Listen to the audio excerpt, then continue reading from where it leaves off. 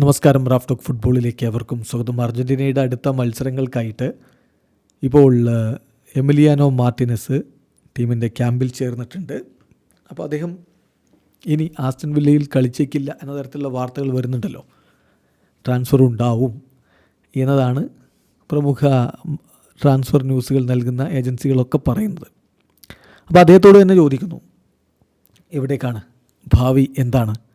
അദ്ദേഹത്തിൻ്റെ മറുപടി, എൻ്റെ ഭാവിയെക്കുറിച്ചോ എനിക്കിപ്പോൾ ഐ ഡോണ്ട് നോ എന്നാണ് ഉത്തരം പറയാൻ പറ്റുക. എന്താണ് ഉണ്ടാവുക എന്ന് എനിക്ക് ഉറപ്പില്ല. ഞാനിവിടെ വന്നിട്ടുള്ളത് ദേശീയ ടീമിനോടൊപ്പം കളിക്കാനാണ്. അതുമാത്രമാണ് ഇപ്പോൾ എൻ്റെ മുന്നിലുള്ള വിഷയം. ദേശീയ ടീമിന് വേണ്ടി കളിക്കുക, സർവ്വം സമർപ്പിച്ച് കളിക്കുക, മറ്റൊന്നും ഞാനിപ്പോൾ ചിന്തിക്കുന്നില്ല.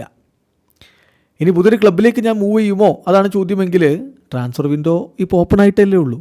ഒരുപാട് ഇനിയും മുന്നോട്ട് പോകാനുണ്ട്. There is still a long way to go എന്നാണ് എമി മാർട്ടിനസ് പറയുന്നത്. സോ ആസ്റ്റൺ വില്ല വിട്ടു പോകില്ല എന്ന് അദ്ദേഹം പറയുന്നില്ല.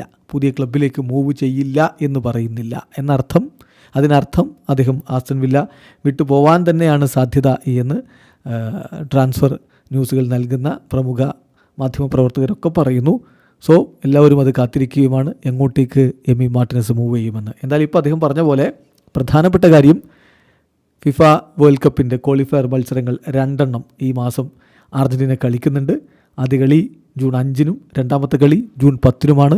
ഇന്ത്യൻ സമയം പറയുമ്പോൾ ജൂൺ 6-ന് പുലർച്ചെ 6:30 ചിലിക്കെതിരെ എവേ മത്സരം കളിക്കും. അതിനുശേഷം ജൂൺ 11-ന് പുലർച്ചെ ഇന്ത്യൻ സമയം 5:30 കൊളംബിയക്കെതിരെ കളിക്കും. ആ മത്സരത്തിനായിട്ടുള്ള തയ്യാറെടുപ്പിലാണ് ഇപ്പോൾ എമി മാർട്ടിനസും അർജൻറ്റീന ടീമും. വീഡിയോ അവസാനിക്കുന്നു. ഫുട്ബോൾ ലോകത്ത് കൂടുതൽ വിശേഷങ്ങളുമായി റാഫ് ടോക്സ് എത്താം.